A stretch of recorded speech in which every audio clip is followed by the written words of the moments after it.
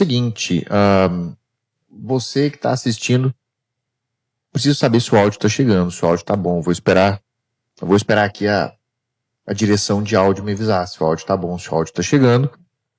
Se estão me ouvindo, se o áudio está razoável. Mas eu acho que sim. Na medida que a aula for transcorrendo, se o áudio estiver ruim, alguém, por gentileza, avise. Então vamos lá. Essa aula, para você que está chegando agora, ela faz parte de um grupo de aulas do meu curso presencial de Física para o Enem. E desse curso presencial de Física para o Enem, desse meu extensivo presencial, 2 aulas ficarão gravadas aqui. A aula de hoje fala sobre calorimetria, calor sensível, calor latente e processos de transferência de calor. São os assuntos muito recorrentes no Enem. Eu vou deixar na descrição do vídeo posterior à gravação da aula um linkzinho para poder baixar o material de estudo. Tem teoria, tem a revisão com alguns exercícios também. Então, se o áudio não estiver muito bom, vocês, por favor, deem um grito, tá bom? Não deixe de se inscrever, você que está chegando, que não me conhece, não deixe de se inscrever. Material educacional no YouTube merece inscrição, dada a quantidade de conteúdo bem duvidoso que existe aí no nosso YouTube. Então vamos lá. Seguinte, nosso assunto dessa aula de hoje fala sobre calor. Calor, vamos definir aqui calor. Então vamos começar a escrever definição calor. O que é calor? E o conceito de calor sempre cai no Enem. É extremamente importante. Então vamos escrever isso aqui para a gente não ficar na dúvida. Vamos clicar, pronto. Então o que é calor? Calor, então vamos escrever bonitinho. Calor é energia térmica em trânsito. Calor é energia térmica em trânsito. É importante esse conceito. Calor é energia térmica em trânsito. O primeiro conceito importante que a gente tem que ter aqui é o seguinte.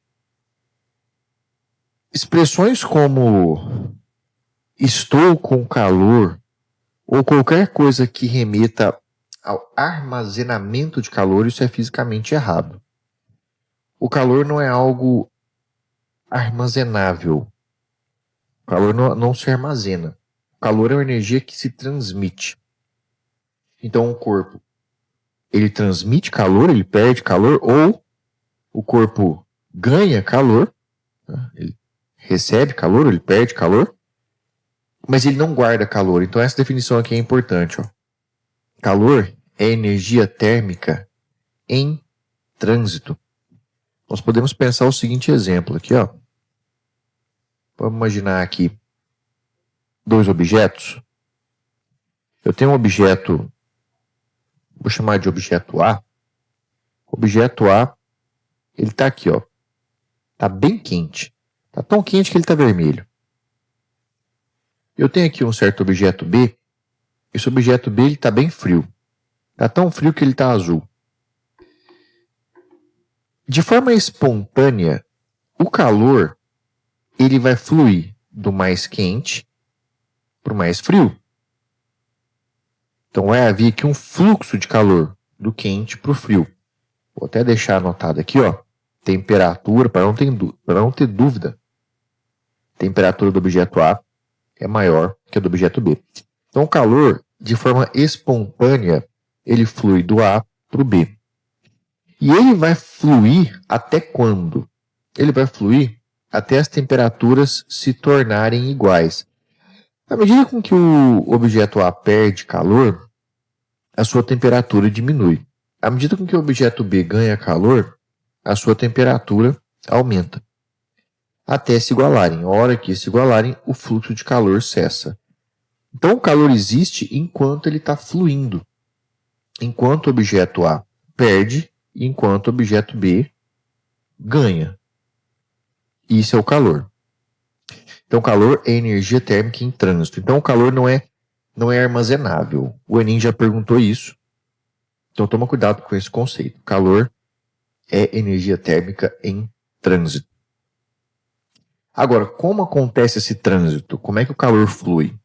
E aí, então, a forma como o calor flui faz com que a gente chegue num subtópico que nós chamamos de processos de transferência, vou abreviar aqui, processos de transferência de calor. Então, esse calor, essa energia térmica em trânsito, ela pode fluir, ela pode ser transferida de um corpo para o outro de 3 maneiras diferentes. Quais são essas 3 maneiras diferentes? Nós temos o processo de transferência de calor por condução, ainda por convecção e ainda por irradiação. É importante saber as características básicas dos 3 processos: condução, convecção e irradiação. E do que se trata esses 3 processos? Vamos lá, vamos definir cada um deles aqui. O processo de transferência de calor por condução. Algumas características básicas. O processo de transferência de calor por condução, ele vai acontecer preferencialmente, então preferencialmente em sólidos metálicos. Preferencialmente em sólidos metálicos. Aqui, o calor, ele vai fluir de átomo para átomo. Então, no processo de transferência de calor por condução, esse processo vai acontecer preferencialmente em sólidos metálicos e de átomo para átomo. Eu quero que você fique atento a essa palavra aqui, ó, preferencialmente. Preferencialmente não significa obrigatoriamente, significa preferencialmente. O lance da transferência de calor por condução acontece da seguinte maneira. Imagina que você tem uma colher de metal, por exemplo. Você está lá fazendo comida. Aí você coloca a colher de metal na panela, quente. Aquele calor da comida quente, da panela quente, vai entrar em contato com o metal, e esse calor vai percorrer todo o metal. E isso bem rápido. Por que isso vai acontecer de forma rápida? Porque, primeiro, o material está sólido, a colher está no estado sólido, então todos os átomos estão bem próximos. Além disso, pelo fato de ser metálico, as ligações metálicas elas facilitam essa vibração, essa transferência de calor. Não acontece, por exemplo, com a mesma eficiência quando você tem uma colher de pau. Você vai fazer comida com a colher de pau, você vai ver que apesar de ser sólido, o calor não flui ao longo da colher com a mesma facilidade, porque não é de metal, apesar de ser sólido. Então, se nós pensarmos na questão do estado de agregação da matéria, nos materiais sólidos, a condução acontece mais rápido que nos líquidos. Consequentemente, nos líquidos a condução acontece mais rápido que nos gases, porque nos gases os átomos estão muito distantes. é muito difícil o calor fluir de um para o outro. Sabe? Os átomos estão longe um do outro. Já no estado líquido, os átomos estão mais próximos, esse calor flui com um pouco mais de facilidade. Agora, no estado sólido, os átomos estão muito juntos. Então, esse calor flui com bastante facilidade. Agora, você pega um sólido que ainda é metálico, cuja vibração desses átomos acontece com uma certa liberdade maior, flui que é uma beleza. Então, a condução ela vai acontecer com certa preferência, com uma certa facilidade nos materiais sólidos e metálicos. Bom? E aí vai acontecer ali de átomo para átomo. Agora, quando a gente fala de... Opa, rabisquei aqui sem querer, deixa eu apagar. Quando a gente fala de convecção, deixa eu escrever aqui em cima, ó. Convecção.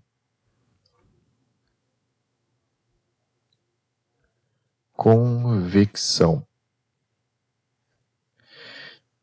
A convecção, ela vai acontecer, aí aqui, ó. Ela vai acontecer, agora presta atenção na palavra que eu vou usar, não é preferencialmente. Vai acontecer obrigatoriamente em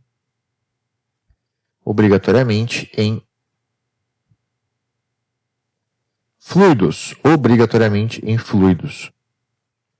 E aqui na convecção, nós vamos ter a formação do que nós chamamos de correntes de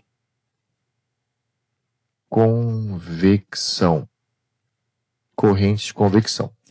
Vamos lá, quando a gente tem a convecção, o que a gente tem aqui é movimentação de massa. Esse conceito aqui é importante. Eu vou até anotar isso aqui porque isso aqui é muito importante. Movimentação. Nós temos aqui movimentação de massa. Movimentação de massa. Aqui eu acabei de ver que eu não mudei a câmera, né? Para cá, pronto. Falha nossa, tá? Falha nossa. Vamos lá. Então, convecção. Nós temos aqui um processo de transferência que vai acontecer obrigatoriamente em fluidos. Ou seja, não acontece no estado sólido, apenas no estado líquido e no estado gasoso. Aqui vai ter movimentação de massa. A movimentação de massa vai gerar o que nós chamamos de correntes de convecção. Essas correntes de convecção, elas são justamente a movimentação de massa devido à diferença de temperatura. Onde que eu vou ver isso acontecer? Você vai ver aqui, ó. Por exemplo, vamos imaginar uma sala onde nessa sala existe um ar-condicionado. O ar-condicionado está aqui em cima.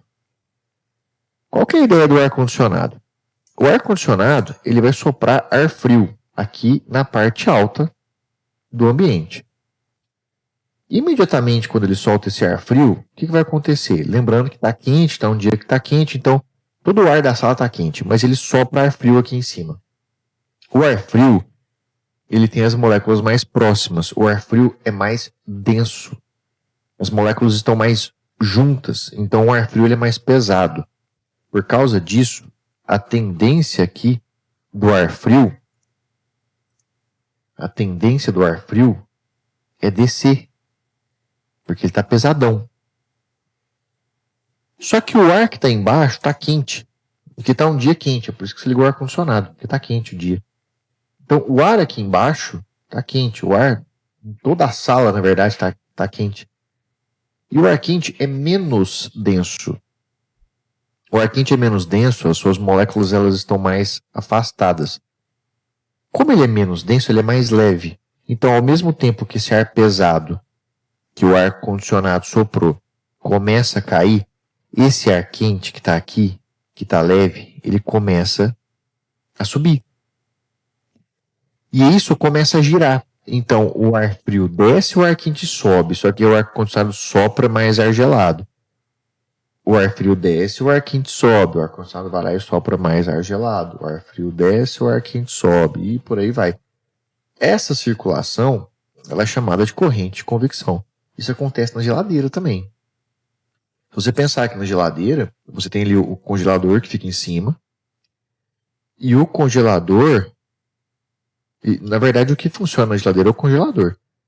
O ar frio que está ali no congelador, como ele está pesado, ele desce, daí ele sai resfriando tudo que existe ali dentro da geladeira. Isso gera uma circulação de ar. Então isso são as correntes de convecção. É por isso que não faz sentido. Você até encontra em alguns lugares ar-condicionado instalado embaixo, perto do chão. Mas é por isso que não faz sentido. Porque se você colocar o ar-condicionado embaixo, ali no chão, a hora que você ligar o ar-condicionado, ele vai soprar ar frio. E esse ar frio vai ficar concentrado embaixo. O ar frio é pesado. Se ele está sendo soprado no chão, ele vai ficar no chão. Ele não vai ter circulação. Então você vai ter uma situação onde você tem uma camada de ar frio embaixo, no chão, uma camada de ar quente em cima, e isso vai ficar parado. Você vai ter um ambiente desse jeito. Ar frio embaixo, ar quente em cima e tudo estático. O ambiente, no fim, depois de muitas horas, vai ficar mais frio? Vai. Só que isso vai demorar. Isso vai demorar porque você vai espalhar o calor pelo processo de condução, que é o que nós vimos na letra A. O ar quente, ele vai liberar calor para o ar frio que está embaixo. Só que esse processo é demorado. E aí o ar quente que está em cima, nossa, até ele esfriar, vai demorar muitas horas. Então coloca o ar-condicionado em cima, deixa ele soprar ar frio em cima, que o ar fica girando lá dentro do quarto, e fica girando mesmo, o ar fica circulando, fica girando, sobe e desce. Rapidinho, todo o ar está no equilíbrio térmico, essa corrente de convecção para. É a hora que, inclusive, o ar-condicionado desliga sozinho, ele é automático, ele identifica que parou essa circulação, ele identifica que a temperatura do ambiente já está equilibrada, ele desliga e só vai ligar de novo quando voltar a esquentar. Então isso é o processo de transferência de calor por convecção. E por último, aqui, letra C. A letra C cabe aqui, ó. Processo de transferência de calor por irradiação. O processo de transferência de calor por irradiação vai acontecer quando houver exposição à radiação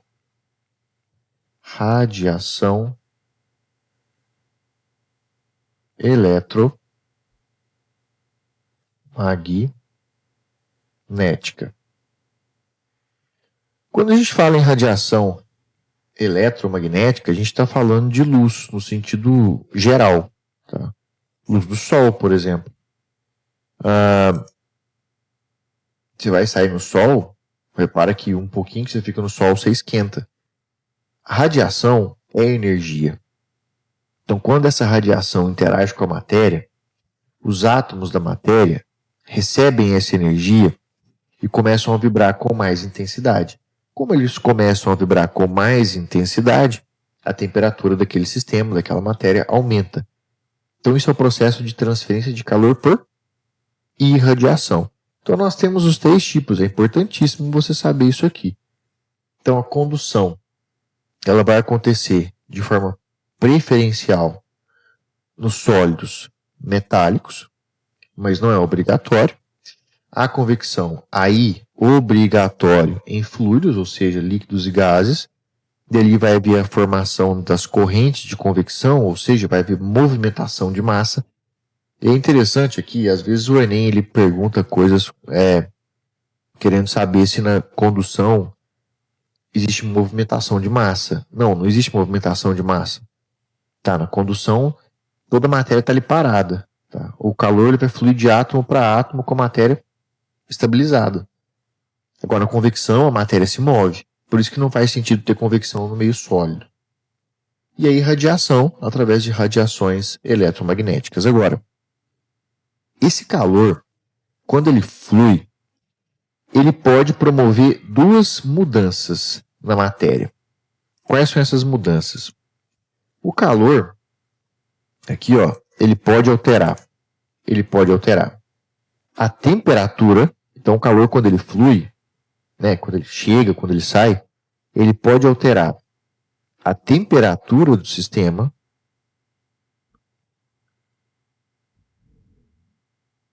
e o calor, quando ele se move, quando ele é transferido, ele pode alterar o estado físico da matéria. Então o calor ele pode alterar a temperatura e pode alterar ainda o estado físico.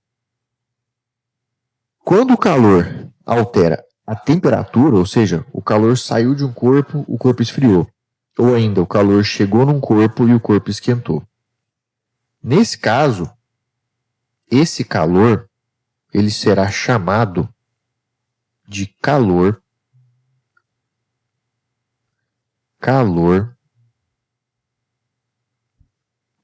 sensível. Então, quando o calor transferido, ou seja, recebido ou perdido, não importa, altera a temperatura, ele é chamado de calor sensível. Vamos anotar isso daqui. Então, o calor sensível, ele altera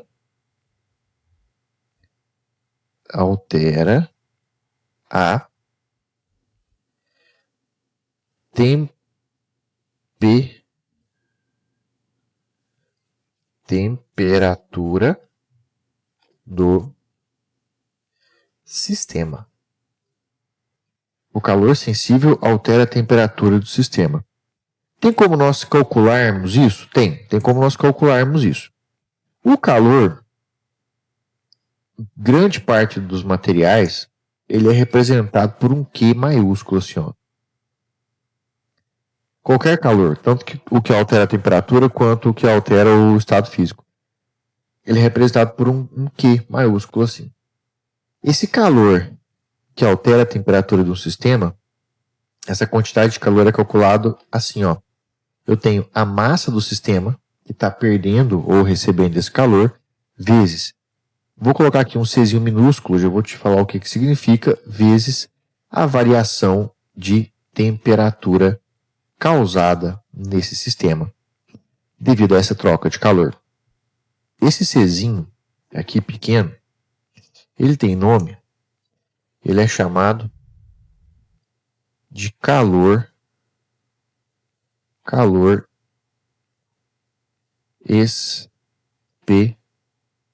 específico. Calor específico. Vamos lá. Para você entender o que é calor específico, é importante você olhar para a unidade de medida do calor específico. O calor específico é medido nessa unidade aqui, ó. Caloria por grama vezes grau Celsius. Essa é a medida do calor específico. O calor específico mede a quantidade de calor necessária para variar em 1 grau Celsius 1 grama de matéria. Quer anotar isso que eu falei? Isso é importante. Então, o calor específico mede a quantidade de calor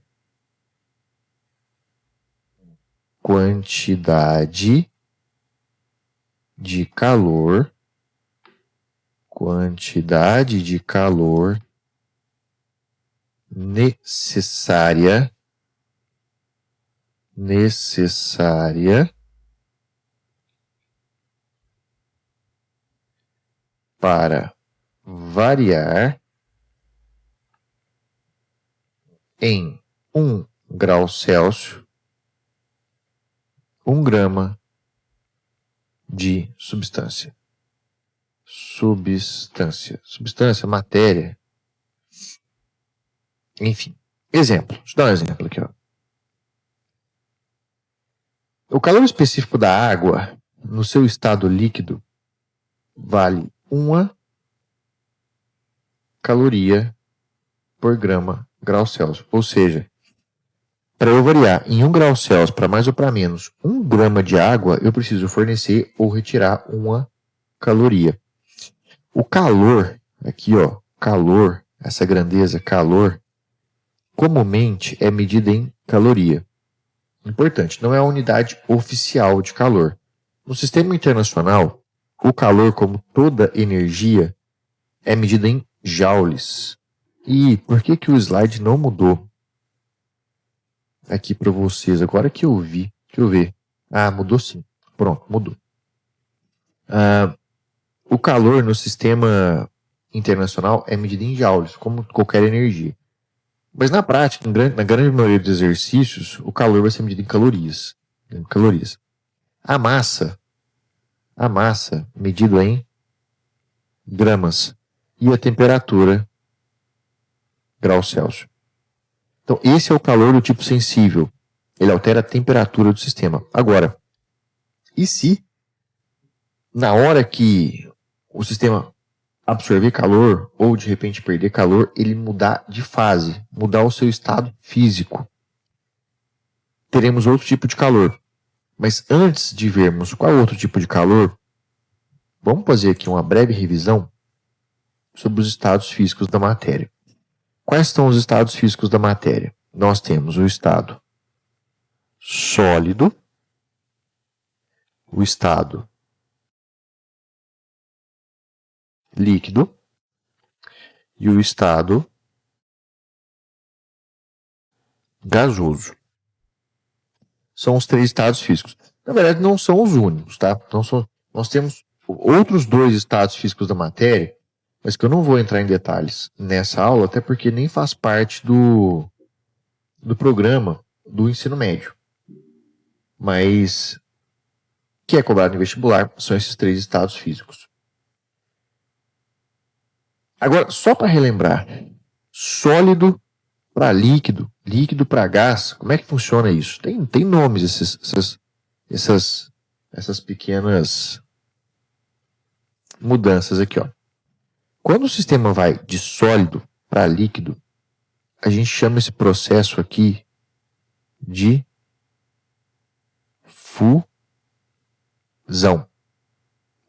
De líquido para gás, nós chamamos esse processo de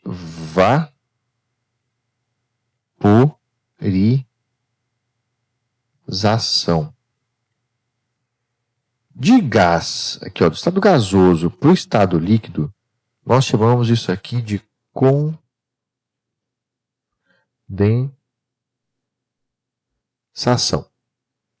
E de líquido para sólido, nós chamamos esse processo de solidificação.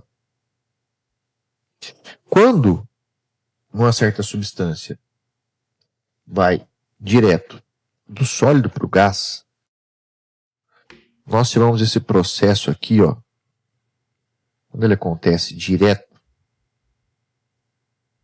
nós chamamos esse processo de sublimação.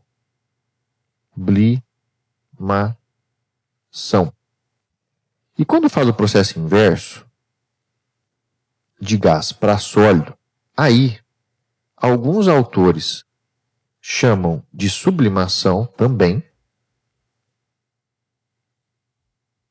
e outros autores chamam isso de resublimação. Ah, qual que eu vou escolher? Os dois estão igualmente certos. Tá. Os dois estão igualmente certos. Então pode ser sublimação ou resublimação.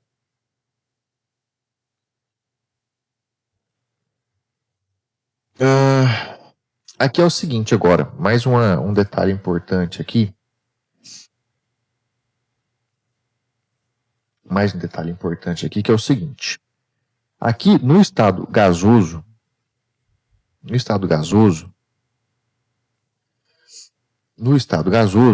nós temos aqui calor, ó que calor, vapor, e nós temos ainda gás. Então, no estado gasoso, nós temos vapor e nós temos gás. Qual que é a diferença entre eles?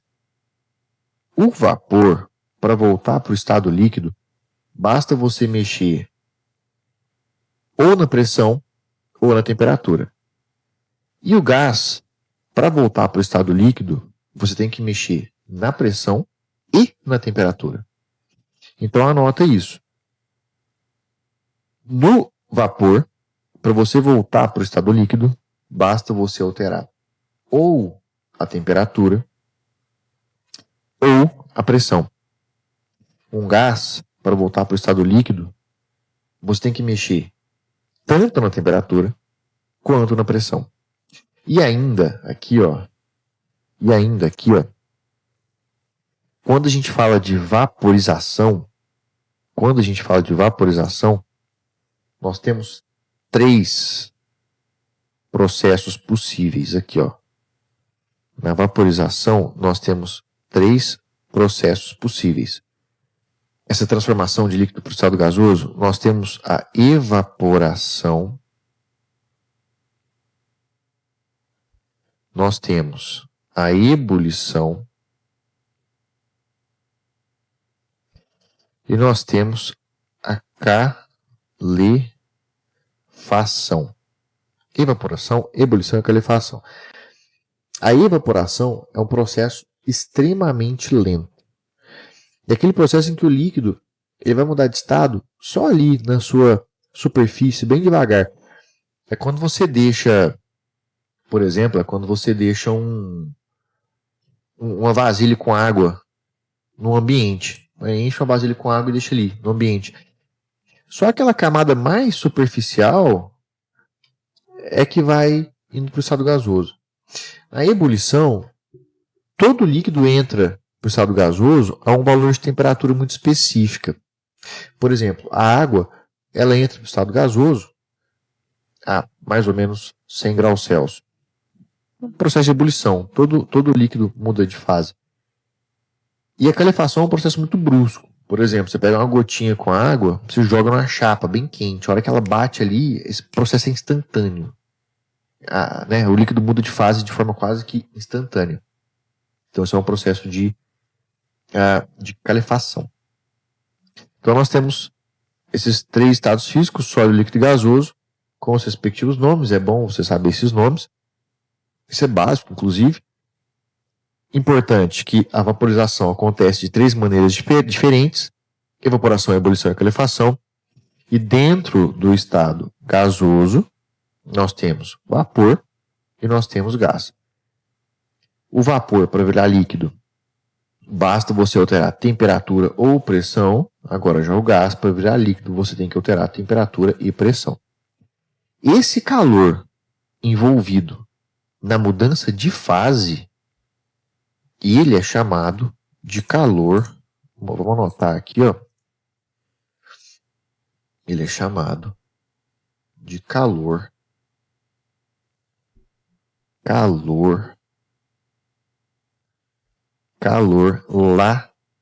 latente. Calor latente.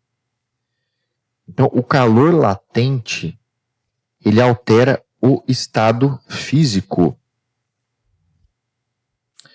O calor latente altera o estado físico. Ou seja, o calor latente ele vai fazer a substância sair de sólido para líquido, ou de líquido para o estado gasoso, de gasoso para líquido, de líquido para sólido, e por aí vai.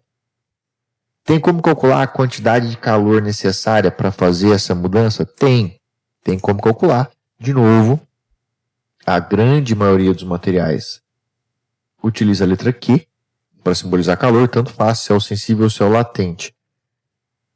Calor latente, no caso, é igual a massa da substância que está sofrendo alteração de estado, vezes, aí tem um L aqui, ó. Esse L aqui, ele é uma constante que tem nome. Nós temos que saber esse nome. esse nome dessa constante é calor. O R aqui ficou feio. Calor latente de mudança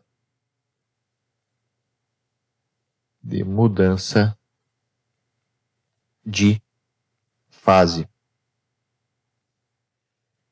Para entender melhor como funciona o calor latente de mudança de fase, vamos olhar para a unidade. A unidade de medida do calor latente de mudança de fase é a caloria por grama. Calor latente de mudança de fase significa a quantidade de calor necessária para variar a fase, para mudar a fase de uma certa substância. Vou te dar um exemplo. Exemplo aqui, ó, vou pôr de verdinho. Vou exemplo aqui de verde. Aqui, ó, verde quase Palmeiras aqui, ó. Exemplo, o calor latente de fusão da água é de 80 calorias por grama. Como é que funciona isso? Se você pegar um gelo, e aí a gente sabe, por experiência de vida, né? A gente sabe por vida, que a temperatura de fusão do gelo é de 0 grau. Né? O gelo você tira da geladeira, na hora que ele bate 0 grau ali, ele derrete. Se você pegar um gelo que já está a 0 grau, ou seja, que já está pronto para derreter, para cada grama de gelo que você fornecer 80 calorias, aquele grama de gelo virá água líquida. Vou te dar outro exemplo. Então, o calor latente de vaporização da água. Coloquei um Vzinho de vaporização aqui, ó. 560 calorias por grama. Não tem que decorar esses valores, tá?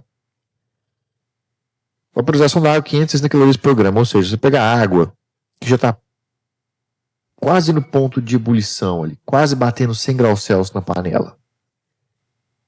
A hora que bater 100 graus Celsius, que ela já está pronta para mudar de fase, a partir daquele instante, para cada grama de água que você fornecer 560 calorias, aquele graminha de água vai imediatamente para o estado gasoso. Isso é o calor latente de mudança de fase. E aí, o Enem pode trazer para você um gráfico representando as mudanças de fase, que são o seguinte. Nós pegarmos aqui um gráfico de mudança de fase, ó. Vou pegar aqui esse, deixa eu ver se não tá. Não tá na minha cabeça não. Vou pegar um eixo aqui de temperatura do sistema. Esse eixo vertical aqui é de temperatura do sistema. Olha só aqui, ó. Sempre que a gente fala em substância pura, a mudança de fase, ela sempre vai acontecer mantendo a temperatura constante. Então eu estou fornecendo calor aqui, ó. Estou fornecendo muito calor, tá vendo? A temperatura, vamos supor, de uma substância aqui, que está aqui no estado sólido, aumenta. Chegou no ponto de mudança de fase. Vou continuar fornecendo calor, ela vai parar de esquentar. Ela vai mudar de fase. A temperatura não muda. Meu gráfico vai estar no horizontal. Continuo fornecendo calor. A substância já está no estado líquido. Esquenta. Chega no ponto que ela vai mudar de fase. Estou fornecendo calor, ela não esquenta mais. A temperatura se mantém fixa. Mudou de fase, foi para o estado gasoso, ali ela volta a esquentar. Então repara aqui no gráfico de mudança de fase de uma substância pura, os pontos que identificam mudança de fase identificam aqui, ó, temperatura constante. temperatura fixa, tá vendo? Esses pontos aqui, ó, esses trechos na horizontal representam justamente os intervalos onde a nossa substância ela mudou de fase. Então, para a substância pura, a mudança de fase acontece com valor fixo de temperatura. Pega a água, por exemplo. Está lá na panela, a água a 100 graus Celsius. Enquanto ela estiver mudando de fase, ela não esquenta.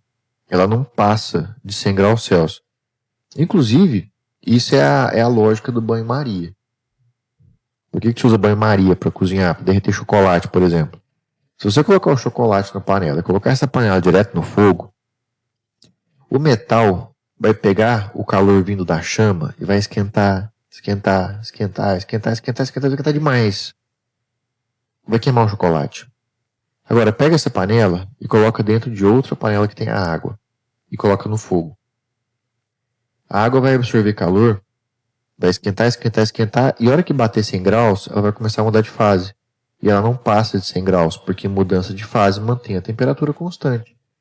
Então você vai esquentar o chocolate, mesmo com a panela na chama, fornecendo calor, o calor não para de ser fornecido hora nenhuma. A mudança de fase vai acontecer com temperatura constante, com temperatura fixa. E aí você protege o seu chocolatinho de se queimar, por exemplo. Essa é a ideia da mudança de fase, mantendo a temperatura fixa. Vamos fazer algumas questões para ver como é que o Enem aborda de você esses conceitinhos de calor. Olha só. Olha essa questão aqui. Todas as questões que eu coloquei aqui no nosso materialzinho são questões do Enem mesmo, tá? Ó, a questãozinha número 1 fala o seguinte, ó. A transferência de calor por radiação pode ser observada realizando-se a experiência de colocar a mesma quantidade de água quente em 2 copos metálicos com as mesmas características, sendo que a superfície externa de um deles é pintada de preto, copo 1, e a outra é espelhada, copo 2. Sabendo-se que todo material emite e absorve energia radiante e que bons emissores são também bons absorvedores dessa energia. Ou seja, o material que absorve muito calor também emite muito calor.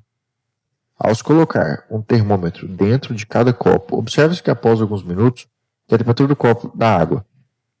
Vamos lá, tem água quente nos 2 copos. Olha o que a questão falou. Bons emissores também são bons absorvedores. Então, beleza. Esse copo 2, ele é espelhado. Então, se nós pensarmos aqui, qualquer radiação que bate nele aqui, volta muito fácil. Agora, esse copo aqui, ele é pretinho. Ou seja, ele é um bom absorvedor. Então, o copo 2 é um péssimo absorvedor. Copo 1 é um bom absorvedor. A questão falou, bons absorvedores são bons emissores. Então, se o copo 1 ele absorve bem, quer dizer que ele emite bem também.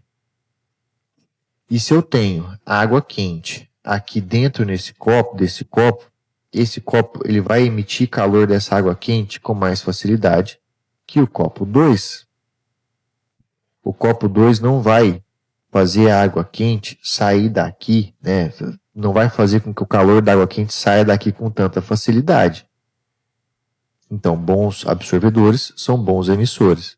Então, essa água quente ela vai acabar esfriando mais rápido estando aqui no copo pretinho, que é o copo número 1. Então, se eu colocar um termômetro nos 2 copos, o que eu vou observar?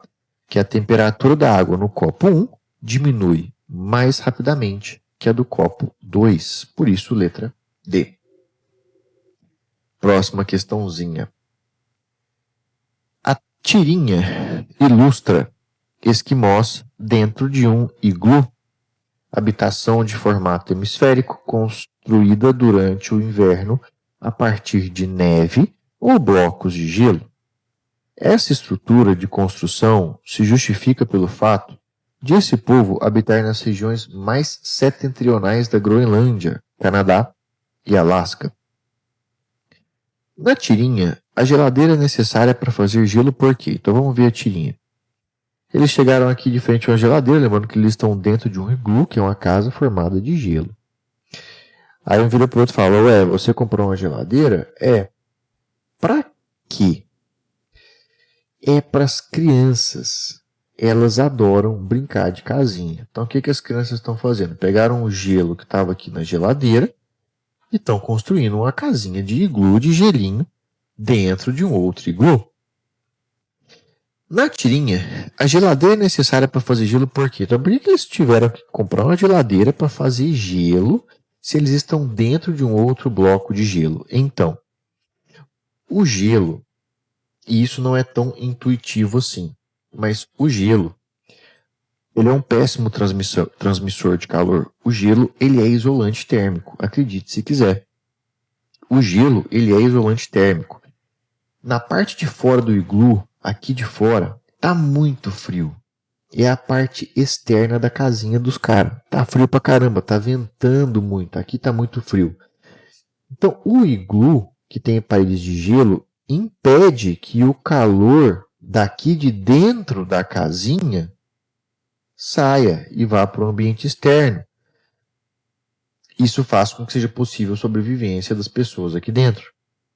Então, aqui dentro do iglu, não está tão frio a ponto de gelar, de congelar toda e qualquer água que esteja aqui dentro. Então, eles pegaram e compraram uma geladeira para poder fazer gelo. E aí eles poderem brincar de casinha. Então o gelo, ele isola termicamente.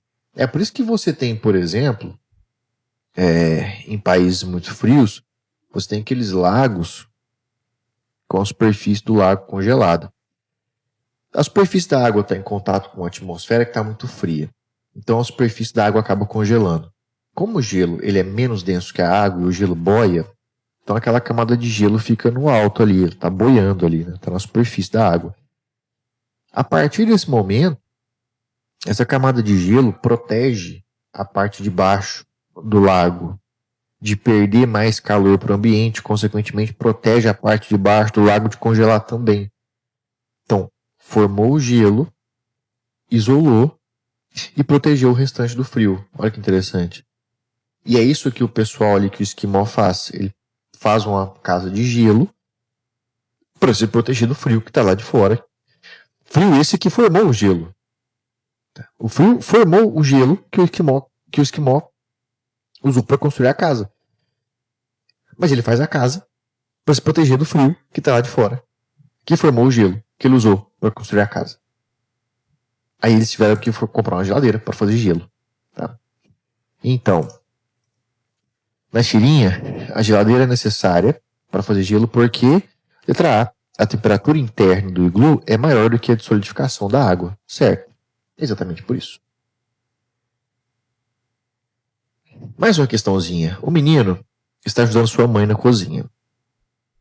Ela lhe pede que tire do fogo uma panela que já estava lá há bastante tempo, em fogo baixo, orientando-lhe que tome cuidado para não se queimar, buscando tocar apenas no cabo de madeira e não na base de metal da panela.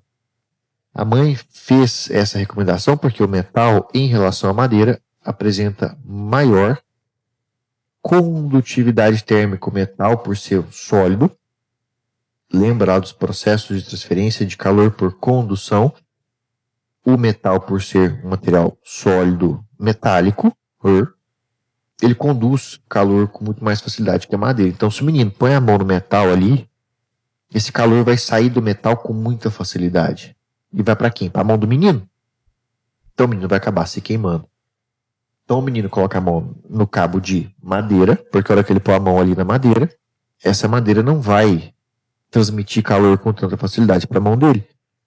Então isso evita se queimar. Próxima questãozinha. Aquecedores solares são equipamentos utilizados para o aquecimento de água pelo calor do sol.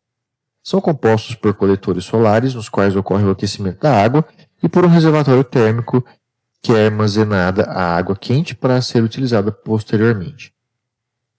A figura ilustra esquematicamente como funciona esse equipamento. O processo pelo qual ocorre transferência de calor dos coletores solares para o reservatório térmico é. Então, olha o que está acontecendo aqui. Vem a radiação solar. Nós temos aqui o processo de transferência de calor por irradiação acontecendo aqui. Ó. Eu tenho tubo solar, coletor solar de tubo a vácuo. Então, eu tenho aqui água. Essa água vai receber calor do sol, vai esquentar, e fluido quente tende a subir. Então, olha aqui, ó, água quente subindo, está indicado aqui, ó, fluido quente sobe. Aqui, esse cilindrão, é como se fosse, esse reservatório aqui é como se fosse uma grande caixa de isopor, fazendo uma analogia, tá? Não é de isopor, só quero te mostrar, fazer uma analogia de função. Ele isola, não é um isolante perfeito, mas isola a água quente que chega, tá vendo? Chega aqui, ó, na parte alta, tá vendo? Se tiver alguma água que esteja mais fria aqui dentro, que naturalmente ela fica na parte mais baixa, ela já vai descer. A hora que ela desce, ela cai no reservatório, o sol vem aqui, esquenta essa água e ela tende a subir de novo. E assim a água fica circulando. Isso aqui, ó, circulação de fluido devido à diferença de temperatura. Como é que isso aqui chama? Isso chama corrente de convecção. Portanto, letra E. Ó, o processo pelo qual ocorre transferência de calor dos coletores para o reservatório. Como é que chama esse processo de coleta, subida de fluido quente com respectiva descida de fluido frio? Corrente de convecção. Última questãozinha. Na cidade de São Paulo, as ilhas de calor são responsáveis pela alteração da direção do fluxo da brisa marítima, que deveria atingir a região de mananciais.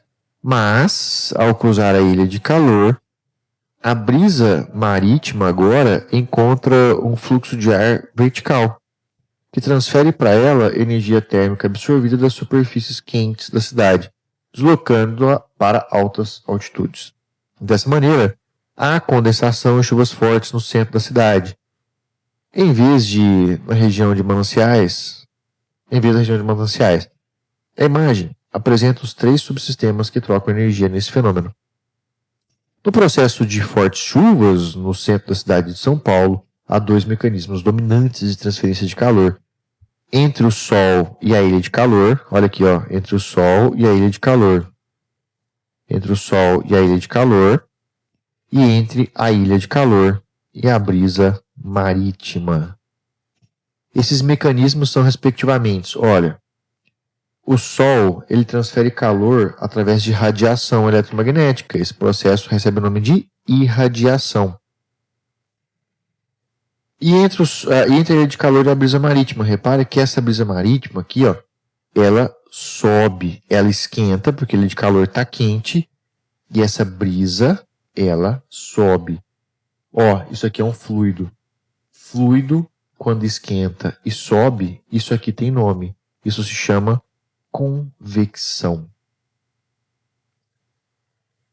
Então é isso. Eu espero que você tenha aproveitado. Cadê aqui?